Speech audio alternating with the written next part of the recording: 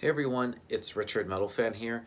Still finishing off the Killswitch Engage discography, and today we're going to be looking into reviewing their last album before, well, their new album, which comes out in a couple of weeks atonement. We're going to be looking into their previous album, which came out in 2016, 3 years ago, entitled Incarnate. Like I said, this is the band's seventh album, follow up to probably one of their best albums they've done in a long time, Disarm the Descent, and there was like a lot of hype, was wondering what they would come up with next.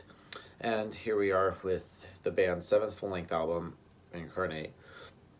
And with this album, it's definitely like Killswitch Engage. Like, don't get me wrong, they can do no wrong. They're still pretty much put out some great music and still one of the best metalcore acts to this day. But I feel like with this album, they try to experiment, but I feel like they try to have show variety. But I feel like they're trying to go a little bit too much. And some of these songs, while they are good, but it feels like some of it's pretty predictable. Well, not to say that this album is terrible. If I was terrible, I wouldn't be holding a physical copy and we wouldn't be reviewing it. Or it would just be on a different side. But yeah, let's just let's just dive right into this track by track. Now, starting it off is the song "Alone I Stand," which opens the album in a manner that builds in intensity as the Killswitch crew gradually grows toward an all-out assault to listeners' ears, which I actually think is a pretty good way to start off this album. Then it goes right into Hate by Design, which is a solid way to showcase Jesse Leach's clean vocals, and his harsh vocals are even more impressive. Throughout this record, I feel like Jesse's performance is very strong, and he does an outstanding job walking on the line between like clean and harsh singing. And just Adam D and Joel just come together for what is arguably the best instrumental performance of their careers, and Mike D can say virtually the same for his performance on the bass. Then we go into Cut Me Loose, which is a track that wastes no time and getting its point across. Sorry, I'm just bleh. When Jesse approaches the verses with an almost fractious manner, but it works to his harsher style of scream vocals, and his crooning cleans in the chorus is probably the highlight of the track. Then we go into Strength of the Mind, which also relies on Jesse's cleans to carry the chorus, and Joel's like riffs are nothing short of incredible. Justin's performance on the drums can get lost in the shuffle at times, but his execution also carries the myriad of quality to boast of.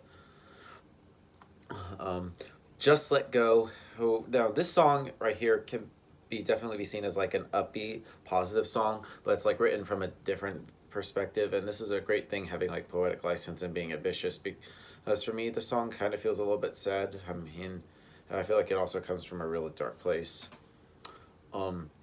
Next song on the album is called Embrace the Journey Appraised, which features a nasty slow riff that takes no prisoners and shows a real shift in the sound to accommodate for Jesse's vocal style, which wasn't really nailed on as it is on the previous album, Disarm the Descent. Quiet Distress, it's another good song. I definitely dig it. Until the Day, which this song is like a cock rock song. When I first heard it, it almost sounded like super 80s because it has like that reference of like Journey and Iron Maiden or even Bob Seger, and like the lyrics. I don't know. It Falls on Me, which this song kind of like sticks out for many reasons. I don't know. It also has really slow and an atmospheric song as well. Then we go into The Great Deceit, which I feel like this song, there should have been more. It felt like there should have been a riff, and it's sort of like it would get you in there, but it just feels like after that, it just really doesn't go anywhere with this song. Then we go into We Carry On, which is perfectly executed, but for a metalcore record, I mean, breakdowns are scarce. Where there are any, they're used in like the background or inconspicuously, and this album isn't bogged down with breakdown after breakdown like a lot of metalcore bands do nowadays. Ascension, which this song is like a battle cry, and that's one of those songs that I could see a muscle-bound dudes at gym pumping iron to, or like a wrestler walking out into a ring. It's a real fist pumper for me, and that's pretty much closest to standard edition, but right here I have a deluxe edition, which has 3 bonus tracks. First one being Reignite Nights, which I think is a pretty good song. They should have like stuck this with the regular edition. Then we go into Triumph Through Tragedy, and now this song was originally written for the TV show Game of Thrones, which I think is a pretty solid song. And then Loyalty, which I think is okay. Now, overall, Incarnate by Killswitch Engage, it's a solid album, but I feel like they're trying to do some stuff that doesn't feel like Killswitch. I mean, or I feel like there are some songs there, like they are trying too much, but they still. But I mean, but it doesn't detract from the song quality. I just don't know how to describe it. So, I'll probably give this album a score. I'm going to give this a solid 8 out of 10. It's good, but I mean, I feel like it could have done better.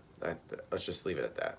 So yeah, that's my review of Incarnate by Killswitch Engage, guys. Let me know in the comments what you guys think about it, and I'll see you all in the next video. And as always, keep it metal.